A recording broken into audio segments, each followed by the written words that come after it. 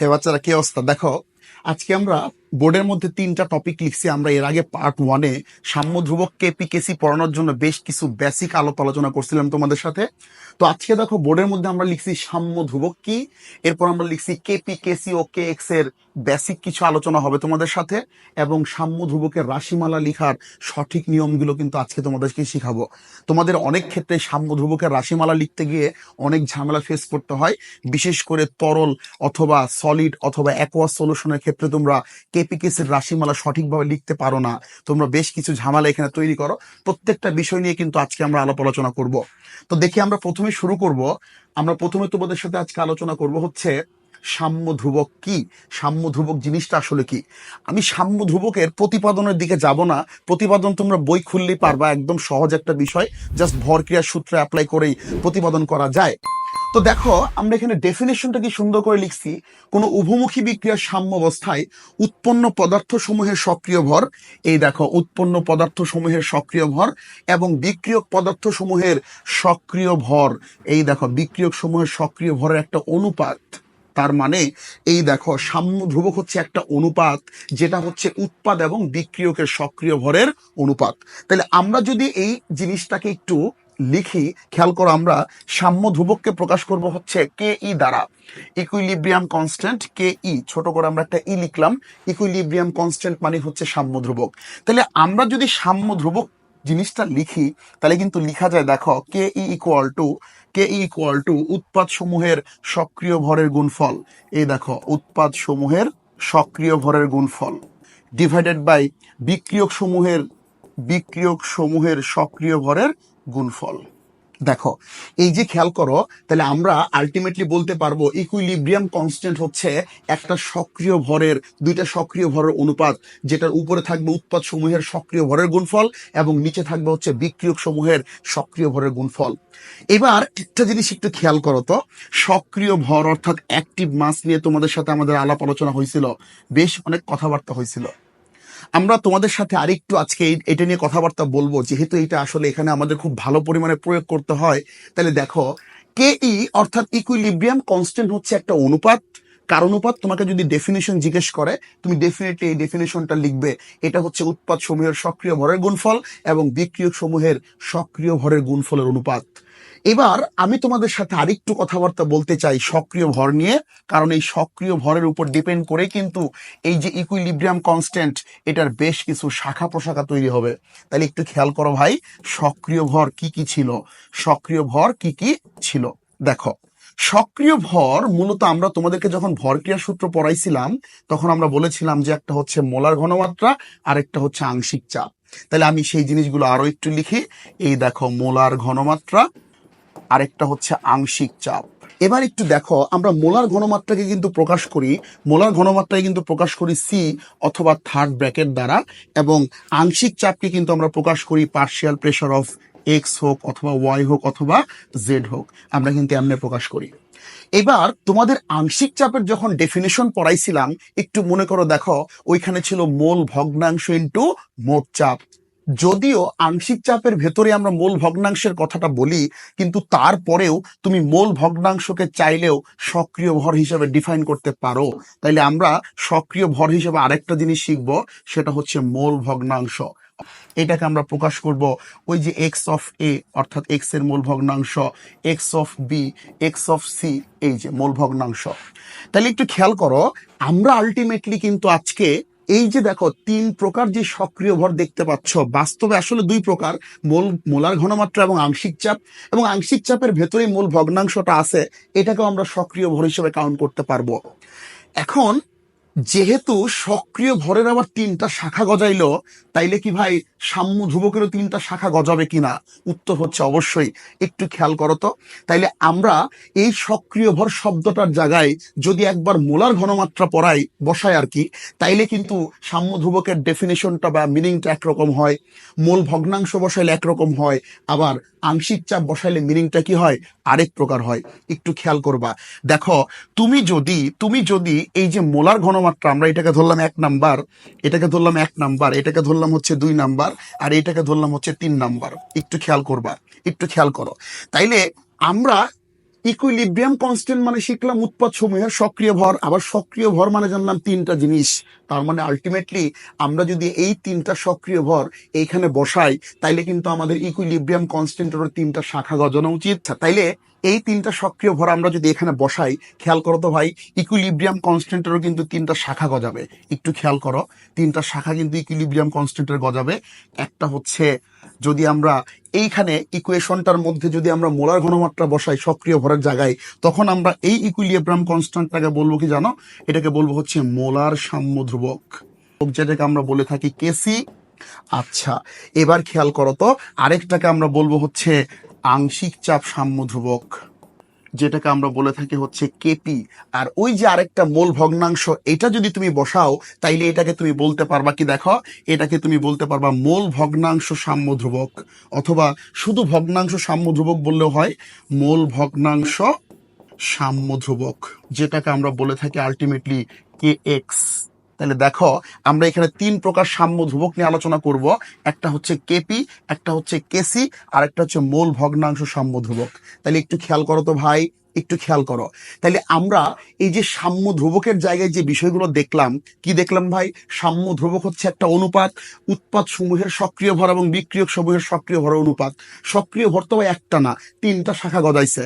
তাইলে আমরা কিন্তু আলটিমেটলি এখান থেকে আমরা তিন প্রকার সাম্য ধ্রুবক পেয়ে যাব। যদি আমরা সক্রিয় ভরের জায়গায় মোলার ঘনমাত্রা ইউজ করি, তবে আমাদের যেই সাম্য ধ্রুবকটা পাবো এটার নাম হবে মোলার সাম্য ধ্রুবক। যদি আমরা সক্রিয় ভরের জায়গায় আংশিক চাপ বসাই, সেটা হবে আংশিক চাপ সাম্য ধ্রুবক। আর যদি মোল ভগ্নাংশ বসাই, ওর নাম হবে মোল ভগ্নাংশ সাম্য ধ্রুবক, অথবা শুধু ফ্র্যাকশনাল ইকুইলিব্রিয়াম কনস্ট্যান্টও তুমি বলতে পারবা। এখন আমাদের ইন্টারমিডিয়েটের সিলেবাসে কিন্তু শুধুমাত্র সক্রিয় ভর হিসেবে এই মোলার ঘনমাত্রা এবং আংশিক চাপ এই দুইটার ব্যবহার করা আছে আমাদের বোর্ড বইগুলোতে। এই কারণে তোমাকে যদি কখনো প্রশ্ন করা হয় যে সাম্য ধ্রুবক কয় প্রকার, এমসিকিউ এ তুমি কিন্তু পূরণ করবা দুই প্রকার। তুমি পূরণ করবা কয় প্রকার? দুই প্রকার। কারণ তোমাদের বোর্ড বই, আমাদের যে পাঠ্য বই বাংলাদেশের, এখানে কিন্তু আলটিমেটলি দুই প্রকার সাম্য ধ্রুবক নিয়ে আলাপ আলোচনা করা আছে। কাজে যদি জিজ্ঞেস করে সাম্য ধ্রুবক কয় প্রকার, তুমি পূরণ করবা হচ্ছে দুই প্রকার। কি কি? এই যে মোলার সাম্য ধ্রুবক, আর একটা হচ্ছে আংশিক চাপ সাম্য ধ্রুবক। কিন্তু অ্যাডমিশন টেস্টের জন্য আমাদের তিনটা সাম্য ধ্রুবক সম্পর্কেই কিছু আইডিয়া রাখা দরকার। এই জন্য আমরা তিনটা সাম্য ধ্রুবক নিয়ে তোমাদের সাথে আজকে আলাপ আলোচনা করব। দেখো, তোমাকে যদি প্রশ্ন করে মোলার সাম্য ধ্রুবক কি, তোমার উত্তর কি হবে? তোমার উত্তর ঠিক ওই যে প্রথমে আজকে আমরা লিখছিলাম, এটাই হবে তোমার উত্তর। অর্থাৎ তুমি বলবা কোন বহুমুখী বিক্রিয়ার সাম্য অবস্থায় উৎপন্ন পদার্থ সমূহের মোলার ঘনমাত্রার গুণফল এবং বিক্রিয়ক পদার্থ সমূহের মোলার ঘনমাত্রার গুণফলের অনুপাত একটি ধ্রুবক সংখ্যা, যাকে মোলার সাম্যাঙ্ক বলে। শুধুমাত্র সক্রিয় ভরের জায়গায় মোলার ঘনমাত্রা বসাই দিলেই সেটা হবে মোলার সাম্যাঙ্ক। যদি বলে আংশিক চাপ সাম্যাঙ্ক কি, সব ক্ষেত্রে সেম রাখবা, যা সক্রিয় ভরের জায়গায় বসাই দিবা উৎপাদ সমূহের আংশিক চাপের গুণফল এবং বিক্রিয়ক সমূহের আংশিক চাপের গুণফল অনুপাত একটি ধ্রুবক সংখ্যা, যাকে বলা হয় আংশিক চাপ সাম্যাঙ্ক। একইভাবে যদি তোমাকে বলে মোল ভগ্নাংশ সাম্য ধ্রুবক কি, ওই একই কথা বলবা, উৎপাদ সমূহের মোল ভগ্নাংশের গুণফল এবং বিক্রিয়ক সমূহের মোল ভগ্নাংশের গুণফলের অনুপাতকে বলা হয় মোল ভগ্নাংশ সাম্য ধ্রুবক। তাইলে আমরা তিনটা সাম্য ধ্রুবক সম্পর্কিত কথাবার্তা শিখে ফেললাম। আশা করি তোমাদের যদি সিকিউ কতে জিজ্ঞেস করে মোলার সাম্য ধ্রুবক কি অথবা মোলার সাম্যাঙ্ক কি, এই দেখো, সাম্য ধ্রুবককে আমরা সাম্যাঙ্ক বলে থাকি, এটা একটা ভাষা আর কি, বাংলা ভাষার সিনোনিম বলতে পারো। তো সাম্যাঙ্ক এবং সাম্য ধ্রুবক কিন্তু একই জিনিস মিল করে, কাজে এইটা নিয়ে প্যারা খাওয়ার দরকার নাই তোমাদের। তো এই হচ্ছে আমাদের তিনটা সাম্য ধ্রুবকের বেসিক কথাবার্তা। এখন এই সাম্য ধ্রুবকগুলো কিভাবে লিখতে হয়, এই সাম্য ধ্রুবকগুলো লিখার কিছু ব্যাপারগুলো নিয়ে তোমাদের সাথে একটু আলাপ আলোচনা করা যাক। দেখো, আমরা লিখছি সাম্য ধ্রুবকের রাশিমালা লিখার নিয়ম। তুমি সাম্য ধ্রুবকটা কেমনে লিখবা? তো যাই হোক, আমি প্রথমে যে কাজটা করব, তোমাকে কিছু কথাবার্তা একটু বলে দিচ্ছি সাম্য ধ্রুবকের রাশিমালা লিখার ক্ষেত্রে। দেখো, প্রথমে একটা কথা তুমি মনে রাখবা, যদি বিক্রিয়াটা গ্যাসীয় বিক্রিয়া হয়, অর্থাৎ গ্যাসীয় বিক্রিয়ার ক্ষেত্রে, গ্যাসীয় বিক্রিয়া মানে বুঝতে পারছো, উৎপাদ এবং বিক্রিয়ক যদি গ্যাসীয় অবস্থায় থাকে, এই ধরনের বিক্রিয়ার ক্ষেত্রে তুমি কেপি, কেসি এবং কে এক্স তিনোটাই বের করতে পারবা। গ্যাসীয় বিক্রিয়ার ক্ষেত্রে কেপি, কেসি, কে এক্স তিনোটাই বের করা যাবে। যদি বিক্রিয়াটা হয় অ্যাকুয়াস সলিউশনের, যদি বিক্রিয়াটা হয় অ্যাকোয়াস সলিউশন অর্থাৎ জলীয় দ্রবণের, সেই ক্ষেত্রে একটু মনে রাখতে হবে তোমাকে, অ্যাকোয়াস সলিউশনের ক্ষেত্রে কখনোই কেপি বের করা যাবে না, কখনোই কে এক্সও বের করা যাবে না। সবসময় দেখো আমরা একটা জিনিসই বের করবো, সেটা হচ্ছে কেসি। তাহলে দেখো, যদি অ্যাকোয়াস সলিউশন হয়, অ্যাকোয়াস সলিউশনের ক্ষেত্রে শুধুমাত্র আমরা কি বের করবো ভাই? কেসি বের করব। আর এই কেপি অ্যাকোয়াসের ক্ষেত্রে বের করা যায় না।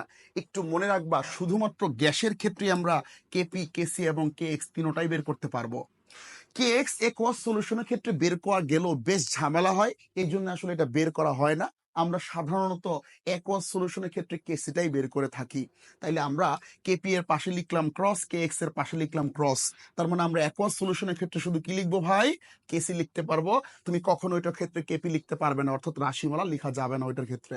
তাহলে আমরা শুধুমাত্র দেখো, গ্যাসিয়াস সলিউশন যদি হয়, বিক্রিয়াটা যদি গ্যাসীয় হয়, সলিউশন না আসলে যদি বিক্রিয়াটা গ্যাসীয় বিক্রিয়া হয়, সেই ক্ষেত্রে আমরা কেপি, কেসি এবং কে এক্স তিনোটাই লিখতে পারবো। তাহলে প্রথম আলোচনা হচ্ছে এই সাম্য ধ্রুবকের রাশিমালা লেখার ক্ষেত্রে কার ক্ষেত্রে কি লেখা সম্ভব, সেই ধরনের আলোচনা। এবার বিষয়গুলো আমি তোমাকে একটু বলে দিচ্ছি। দেখো, ধরো আমি একটা বিক্রিয়া লিখলাম, বিক্রিয়াটা হচ্ছে ধরো এ মোল এ এর সাথে বি মোল বি বিক্রিয়া করছে, এবং এখানে আসলে তৈরি করলো ধরো সি মোল সি এবং ডি মোল ডি। আমি এখানে কোনো গ্যাসীয় ফেজ উল্লেখ করি নাই, বা কোন স্টেটে বিক্রিয়ক বা উৎপাদগুলো আছে কিচ্ছু উল্লেখ করি নাই, কারণ আমরা জেনারেল কিছু বিষয় একটু তোমাদের সাথে আলাপ আলোচনা করব। তাই আমরা এই বিক্রিয়াটার ক্ষেত্রে তিনটা জিনিসই বের করব, কেপি বের করব, কেসি বের করব, আর কে এক্স বের করব। তিনটা জিনিসই কিন্তু আমরা বের করব। খেয়াল করো তো ভাই, এই বিক্রিয়াটার ক্ষেত্রে তুমি যদি কেপি লিখতে চাও, তুমি কিন্তু একটু আগেই পড়ে আসছো, কেপি হচ্ছে উৎপাদ সমূহের ঘনমাত্রার বা সক্রিয় ভরের গুণফল। তাহলে কেপি এর ক্ষেত্রে সক্রিয় ভরটা হয় পার্শিয়াল প্রেশার, তাহলে উৎপাদ হিসেবে আছে হচ্ছে সি, তাহলে পার্শিয়াল প্রেশার অফ সি, ওই মোল সংখ্যাটা সর্বদা পাওয়ার হবে, যেটাকে আমি আমার ভাষায় বলি সহগ সর্বদা পাওয়ার হবে। তাহলে এবার আমি যদি একটু বলি পার্শিয়াল প্রেশার অফ ডি, তাহলে আলটিমেটলি দেখো মোল সংখ্যাটা পাওয়ার হয়ে যাবে। এখানে সেম ভাবে আমরা করে ফেলবো, দেখো পি অফ বি। তাইলে এখানে যে বিষয়টা আমরা লিখলাম, এই বিষয়টা হচ্ছে আলটিমেটলি প্রদত্ত বিক্রিয়াটার কেপি এর রাশিমালা লেখার সমীকরণ। দেখো, তার মানে উপরে হবে উৎপাদের আংশিক চাপ, নিচে হবে বিক্রিয়কের আংশিক চাপ। একাধিক থাকলে আমরা সেগুলোকে গুণ আকারে প্রকাশ করব। এই রেশিওটাই হচ্ছে আলটিমেটলি কেপি। যদি তুমি কেসি লিখো ভাই, একদম সহজ, আশা করি তোমরা বিষয়টা ধরতে পারছো কি করবা তুমি। তাহলে কেসি এর ক্ষেত্রে সেম থাকবে, উপরে উৎপাদ, জাস্ট শুধুমাত্র আমরা এখানে ঘনমাত্রা লিখবো। তাহলে দেখো, মোলার ঘনমাত্রা অফ সি ইন্টু মোলার ঘনমাত্রা অফ ডি সহগ হবে পাওয়ার। তাহলে এই দেখো ডি করলাম, এখানে মোলার ঘনমাত্রা অফ এ আর মোলার ঘনমাত্রা অফ বি, এখানেও সেম কাজটাই করবা, সহগ দিয়ে দিবা পাওয়ার। তাহলে এই হচ্ছে আমাদের কেসি। তাহলে কেপিও লেখা শেষ, কেসিও লেখা শেষ। এবার কি করব? এবার আমরা যে কাজটা করব ভাই, এবার আমরা যে কাজটা করব, এখানে বের করব হচ্ছে কে এক্স, যেটাকে আমরা মোল ভগ্নাংশ সাম্য ধ্রুবক বলি, মোলার ফ্র্যাকশনাল ইকুইলিব্রিয়াম কনস্ট্যান্ট। এবার আমরা যে কাজটা করব, দেখো আমরা এবার কিন্তু ওই ঘনমাত্রাও ব্যবহার করব না, চাপও ব্যবহার করব না, ব্যবহার করব মোল ভগ্নাংশ। তাহলে দেখো, মোল ভগ্নাংশকে আমরা এক্স দিয়ে প্রকাশ করব। তাহলে মোল ভগ্নাংশ অফ সি ইন্টু মোল ভগ্নাংশ অফ ডি, আর সহগ হবে পাওয়ার, সহগ হবে পাওয়ার। তাহলে দেখো, মোল ভগ্নাংশ অফ এ ইন্টু মোল ভগ্নাংশ অফ বি, সহগ হবে পাওয়ার, আমরা পাওয়ার করে দিলাম। তাইলে ঠিক এইভাবে কিন্তু তুমি তিনটা বিষয় লিখতে পারো, একদম সহজ। যদি কেপি বলে উপরে চাপ নিচে চাপ, কেসি বললে উপরে ঘনমাত্রা নিচে ঘনমাত্রা, আর যদি কে এক্স অর্থাৎ মোলার ভগ্নাংশ সাম্য ধ্রুবক বের করতে বলে, উপরেও মূল ভগ্নাংশ নিচেও হবে মূল ভগ্নাংশ, জাস্ট সক্রিয় ভরের পরিচয়টা জাস্ট ভিন্ন ভিন্ন দিলেই ভিন্ন ভিন্ন সাম্য ধ্রুবক তুমি পেয়ে যাবা। আশা করি সাম্য ধ্রুবক লিখার এই কয়েকটা কথাবার্তা তুমি ভালো করে মনে রাখতে পারছো। তাহলে প্রথমটা কি বলছি বলো, গ্যাসীয় বিক্রিয়ার ক্ষেত্রে কেপি লিখতে পারবা, কেসি এবং কে এক্স তিনটাই লিখতে পারবা। এরপর বলছি অ্যাকোয়াস সলিউশনের ক্ষেত্রে শুধু কেসি লিখতে পারবা, কেপি আর কেসি কেপি আর কে এক্স কিন্তু এই বিক্রিয়াগুলোর ক্ষেত্রে লেখা যাবে না। কেপি তো এমনি লেখা যাবে না, আর কে এক্স লিখা গেলেও বেশ ঝামেলা হয় বলে এটাও লিখা হয় না। আমরা শুধুমাত্র এগুলোর ক্ষেত্রে কি লিখবো? কেসি লিখবো। নর্মালি তোমরা যে কাজটা করবা, শুধু কেপি আর কেসি এর দিকে ফোকাস দিবা, কারণ কে এক্স আমাদের সিলেবাসে যেহেতু নাই বা আমাদের বইয়ে নাই, এইটা নিয়ে মাথা না ঘামালেও চলবে। তারপরেও আমি কে এক্স সম্পর্কিত কথাবার্তা বলবো, যেন তোমাদের অ্যাডমিশন সম্পর্কে কিছু ধারণা ক্লিয়ার হয়ে থাকে। তো যাই হোক, আমরা এবার যে কাজটা করব, দেখো আমি বোর্ডে কয়েকটা বিক্রিয়া লিখে রাখছি। এই বিক্রিয়াগুলোর ক্ষেত্রে তোমাদের আমি রাশিমালা লেখা শিখাবো। একটু খেয়াল করো, প্রথমে আমি এই বিক্রিয়াগুলোকে দুইটা ক্যাটাগরিতে ভাগ করি। এই দেখো, এই দুইটা বিক্রিয়া হচ্ছে সাম্যাবস্থার এক ক্যাটাগরির মধ্যে পড়বে, আর এই তিনটা হচ্ছে আরেক ক্যাটাগরির মধ্যে পড়বে। আমি যদি বলি প্রথম তিনটা বিক্রিয়ার ক্ষেত্রে দেখো, বিক্রিয়ক এবং উৎপাদ সবাই কিন্তু গ্যাসীয় স্টেটে আছে, এই জন্য আমরা এই ধরনের সাম্যাবস্থাকে বলবো সমসত্ব সাম্যাবস্থা। এবার দেখো, এখানে কিন্তু তুমি এটাকেও সমসত্ব বলতে পারবা বা আয়নিক সাম্যাবস্থা বলতে পারবা, বাট এটা কিন্তু আবার অসমসত্ব সাম্যাবস্থা। তার মানে এখানে আমরা দুইটা সাম্যাবস্থা লিখছি, একটা হচ্ছে আয়নিক, একটা হচ্ছে আয়নিক সাম্যাবস্থা, আরেকটা কিন্তু এখানে আছে দেখো অসমসত্ব সাম্যাবস্থা। আচ্ছা, এখন আমার এখানে সমসত্ব বা রাসায়নিক সাম্যাবস্থা শেখানো কোনো উদ্দেশ্য না, জাস্ট দুইটাকে দুই ভাগে ভাগ করলাম যেন তোমার বুঝতে সুবিধা হয়। আচ্ছা, এবার দেখো, আমি প্রশ্নগুলোকে একটু ছোট করে এক সাইডে রাখি, আমি উত্তরগুলোই শুধুমাত্র তোমাদের সাথে একটু আলাপ আলোচনা করি। একটু দেখো, আমি প্রথমে যে কাজটা করব, আমি 3 নাম্বার বিক্রিয়াটা 1 আর 2 পারবা, একদম সহজ, ওইগুলো আমি নিয়ে কোনো আলাপ আলোচনা করবোই না তোমার সাথে। দেখো 3 নাম্বারটার ক্ষেত্রে এটাও তো সোজা, বাট তারপরেও একটা করতে হয় এখান থেকে, তাই করছি আর কি। আমি যেহেতু বিক্রিয়াটা গ্যাসীয়, কাজেই তুমি এখানে কেপি, কেসি, কে এক্স তিনটাই বের করতে পারবা। তাহলে আমরা যে কাজটা করব সেটা হচ্ছে এখানে কেপি বের করব, তারপরে হচ্ছে এখানে কেসি বের করবো, আর ওখানে তুমি কে এক্স বের করবা। কে এক্স নিয়ে আমি কথাবার্তা বলবো না, কে এক্স নিয়ে সময় নষ্ট করার দরকার নেই, আমরা যদি দরকার হয় পরবর্তীতে বলবো, আমরা দুইটা নিয়েই কাজ করি। দেখো, প্রথমে যেটা করবা সেটা হচ্ছে কেপি লিখবা। তাহলে কেপি হচ্ছে পার্শিয়াল প্রেশার, তাহলে partial pressure of hydrogen into partial pressure of, দেখো এখানে আছে হচ্ছে ব্রোমিন। সহগ ডেফিনেটলি পাওয়ার, অর্থাৎ মোল সংখ্যাগুলো পাওয়ারে কনভার্ট হবে। ডেফিনেটলি এই কাজগুলো ভুল করবা না, কারণ পরীক্ষার হলে যখন ম্যাথ করো তোমরা তাড়াহুড়ো করতে গিয়ে এই পাওয়ারগুলো ঠিক মতো বসাও না, এই জন্য তোমাদের অঙ্কগুলো কিন্তু বেশ ঝামেলা তৈরি হয়। আর এখানে হবে হচ্ছে partial pressure of hydrogen bromide. তাহলে এই হচ্ছে আমাদের কেপি এর রাশিমালা। যেহেতু এগুলো গ্যাসীয়, তুমি খুব ইজিলি কিন্তু কেসিও লিখে ফেলতে পারবা। তাহলে কেসি হবে হচ্ছে দেখো, উপরে হবে হচ্ছে কনসেন্ট্রেশন অফ, এই দেখো কনসেন্ট্রেশন অফ হাইড্রোজেন, আমরা যদি লিখি কনসেন্ট্রেশন অফ হাইড্রোজেন আর কনসেন্ট্রেশন অফ ব্রোমিন, দেখো তাহলে আলটিমেটলি এখানে কিন্তু আমরা সহগগুলো পাওয়ার করে দিব, অর্থাৎ মোলগুলোকে পাওয়ার করে দিব। আর এই ক্ষেত্রে থাকবে হচ্ছে concentration of hydrogen bromide, concentration of hydrogen bromide. তাহলে দেখো, আমরা কিন্তু এখানে কেপি এবং কেসি এর রাশিমালা 3 নম্বরের ক্ষেত্রে খুব ইজিলি লিখে ফেলতে পারছি। তাহলে 3 নম্বর বিষয়টা তোমাদের আশা করি ক্লিয়ার হয়েছে যে আমরা কেমনে এই জিনিসগুলো লিখতে পারি। এবার চলে আসো বাকি দুইটার ক্ষেত্রে, 4 এবং 5 একইভাবে তোমরা 1 2 করে ফেলবে, একদম সোজা। 1 আর 2 নিয়ে আসলে খুবই সোজা, শুধুমাত্র দেখো ওই যে 2 3 এগুলো সহগকে পাওয়ার করে দিবা, আর বাকি সবকিছু একই উপর, উৎপাদ নিচে বিক্রিয়ক। আমাদের হেডেক হচ্ছে এই পরের দুইটা নিয়ে। দেখো আমি এটা ক্লোজ করে দিলাম। আমি প্রথমে চলে যাব হচ্ছে 4 নাম্বারটার ক্ষেত্রে। দেখো 4 নাম্বারটার ক্ষেত্রে, 4 নাম্বারটার ক্ষেত্রে আমরা দুইটাই তোমাকে বের করে দেখাই। দেখো একটু খেয়াল করো তো ভাই, এটাও অ্যাকোয়াস হবে, এটা ডেফিনেটলি অ্যাকোয়াস হবে। আচ্ছা, একটু খেয়াল করো, এটা অ্যাকোয়াস সলিউশন। আমরা একটু আগে বলছিলাম অ্যাকোয়াস সলিউশনের ক্ষেত্রে তুমি কখনোই কেপি বের করতে পারবা না, কে এক্সও বের করা হয় না। তাহলে আমরা শুধু কিন্তু এখান থেকে বের করব কি ভাই, কেসি। তাহলে দেখো কে সি ইকুয়াল টু হবে, উপরে হচ্ছে উৎপাদ, তাহলে দেখো হাইড্রোজেন সালফাইড উপরে, আর নিচে হবে হচ্ছে দেখো বাইসালফাইড আয়ন আছে একটা, আর এইখানে আছে হচ্ছে হাইড্রোজেন প্লাস আয়ন। তাহলে এই হচ্ছে আমাদের কেসি এর রাশিমালা এই ক্ষেত্রে। বাট এই ক্ষেত্রে কিন্তু তুমি কেপি এর রাশিমালা লিখতে পারবে না, অর্থাৎ কেপি এর কোনো রাশিমালা হবে না। এক্ষেত্রে কেপি এর রাশিমালা হবে না, তার মানে জাস্ট আমরা একটা নীল রেখে দিলাম, এখানে কেপি এর রাশিমালা হবে না, কারণ এটা অ্যাকোয়াস আছে, ফেজগুলো খেয়াল করো অ্যাকোয়াস ফেজে আছে। এক্ষেত্রে কিন্তু আমাদের কেপি এর রাশিমালা হবে না, শুধুমাত্র গ্যাসীয় স্টেটের ক্ষেত্রে তুমি কেপি বের করতে পারবে। বাস এই হচ্ছে আমাদের 4 নাম্বার উদাহরণ। তাইলে আশা করি তোমাদের যে ঝামেলাটা হয় যে অ্যাকোয়াসের ক্ষেত্রে কি হবে, এই জিনিসটা যেন মাথার মধ্যে খুব ভালোভাবে থাকে। শুধুমাত্র তোমরা এই সমস্ত ক্ষেত্রে কেসি বের করতে পারবে, কেপি কিন্তু এইগুলো ক্ষেত্রে সম্ভব হবে না। আচ্ছা, এবার চলে আসেন লাস্টেরটার ক্ষেত্রে। লাস্টেরটার ক্ষেত্রে দেখো আমি একটু বলে দিচ্ছি, খেয়াল করো। লাস্টেরটার ক্ষেত্রে দেখো, এখানে আমাদের একটা অসমসত্ব সাম্যাবস্থা, আমাদের কিন্তু মিশ্রিত একটা ব্যাপার স্যাপার দেখতে পাচ্ছি আমরা। টেনশন করার দরকার নাই, আমরা আগে একটু জেনারেল ভাবে যেটা জানি সেটাই লিখবো। তাহলে কেসি মানে হচ্ছে উৎপাদ উপরে, আর নিচে হচ্ছে বিক্রিয়ক। তাহলে দেখো উৎপাদ আছে হচ্ছে ফেরোসোফেরিক অক্সাইড Fe3O4, আর এখানে আছে হচ্ছে H2 চারটা আছে, হাইড্রোজেন সহগ হবে পাওয়ার, এই যে করে ফেললাম। আর নিচে আমরা লিখব হচ্ছে এই যে আয়রন, আর এখানে হচ্ছে সহগ হবে পাওয়ার, আর এখানে হচ্ছে পানি। দেখো সহগ হবে পাওয়ার। এবার একটা জিনিস কিন্তু আমি তোমাদের বলছিলাম যে কঠিন বস্তুর ক্ষেত্রে, এই যে কঠিন বস্তুর ক্ষেত্রে আমরা সক্রিয় ভরগুলোকে একক মান ধরবো, অর্থাৎ এক ধরবো হিসাবের সুবিধার জন্য।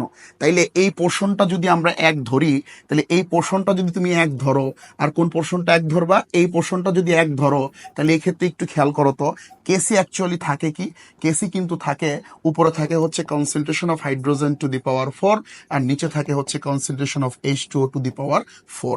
তাহলে এই যে জিনিসটা লিখলাম এটি কিন্তু আলটিমেটলি এই বিক্রিয়াটার কেসি। তাহলে যখন তোমরা কেসি বা কেপি এগুলো লিখবা, ফেজগুলো অবশ্যই খেয়াল করবা, সলিড স্টেট অথবা লিকুইড স্টেট যদি থাকে এই ক্ষেত্রে কিন্তু ডেফিনেটলি তাদেরকে 1 ধরতে হবে। আচ্ছা, এবার এই জিনিসটা যদি কেপি লিখো, একই কথাই বলবো আমি, বারবার একই কথাই আসবে আমার মুখ থেকে। দেখো কেপি হচ্ছে পার্শিয়াল প্রেশার উপরে বসবে, তাহলে পার্শিয়াল প্রেশার অফ Fe3O4, আর পার্শিয়াল প্রেশার অফ হচ্ছে হাইড্রোজেন, সহগ হবে পাওয়ার। আর নিচে থাকবে হচ্ছে বিক্রিয়কের ক্ষেত্রে পার্শিয়াল প্রেশার অফ এই দেখো আয়রন, এবং আমরা এখানে দিব হচ্ছে Fe3, তারপরে হচ্ছে দেখো সহগ পাওয়ার করে ফেললাম, আর পার্শিয়াল প্রেশার অফ হচ্ছে H2O এই ক্ষেত্রেও করলাম। এবার দেখো একই ঘটনা এখানেও কিন্তু আমরা ওই যে মোলার ঘনমাত্রা অথবা আংশিক চাপগুলোকে একক মান ধরবা, তাহলে এটাকে 1 ধরবা, এটাকেও তুমি 1 ধরবা। তাহলে এটাকে যদি 1 ধরো, দেখো তো ভাই কি থাকে, উপরে থাকে হচ্ছে পার্শিয়াল প্রেশার অফ হাইড্রোজেন, আর এইখানে থাকে হচ্ছে পার্শিয়াল প্রেশার অফ H2O। তাহলে এই যে যেটা বের করছি এটাই হবে হচ্ছে আপনি আলটিমেটলি আমাদের কেপি এর রাশিমালা প্রদত্ত বিক্রিয়ার জন্য। তাহলে এই ধরনের বিক্রিয়া যদি পরীক্ষাতে থাকে, তাহলে কেপি আর কেসি এর রাশিমালা কেমনে লিখতে হবে, আশা করি তোমাদের ধারণাটা আজকে একদম ক্লিয়ার হয়েছে। যদি ক্লিয়ার হয় ডেফিনেটলি আমাকে কমেন্ট করে জানাও। এরপরেও যদি কোনো প্রশ্ন থাকে অবশ্যই তোমরা কিন্তু আমাকে সেটা কমেন্টে জানাবা। আচ্ছা, এবার আমি আরেকটা বিক্রিয়া লিখি, তোমরা আমাকে একটু এটার উত্তর কমেন্ট করে জানাবা। ধরো পানি, বিশুদ্ধ পানিকে আমরা একটা বদ্ধ পাত্রে বাষ্পীভূত করলাম, তাহলে বাষ্পীভূত করলে ডেফিনেটলি এটা গ্যাসীয় স্টেটে কনভার্ট হবে। তোমরা আমাকে একটু অবশ্যই কমেন্ট করে জানাও এই বিক্রিয়াটার ক্ষেত্রে কেপি আর কেসি এর ইকুয়েশনটা কেমনে লেখা যেতে পারে। তাহলে তোমাদের হোমওয়ার্ক দিয়ে দিলাম এটা, আমাকে একটু কমেন্ট করে জানাবা এটার ক্ষেত্রে কেপি আর কেসি এর রাশিমালা কি হইতে পারে। তো যাই হোক, আজকে শুধুমাত্র আমরা তোমাদের সাথে কেপি কেসির বেসিক যে আলোচনাগুলো সেইগুলো করলাম। পরের ক্লাসে তোমাদের সাথে আমরা কেপি কেসি এর সম্পর্ক, কেপি কেসি এর একক এবং কেপি কেসির আরো খুঁটিনাটি বিষয়গুলো নিয়ে আলোচনা করব, এবং পরবর্তী ক্লাসগুলোতে আমরা ম্যাথমেটিক্যাল প্রবলেমও সলভ করব। যাই হোক, পরের ক্লাসে দেখা হচ্ছে। আল্লাহ হাফেজ।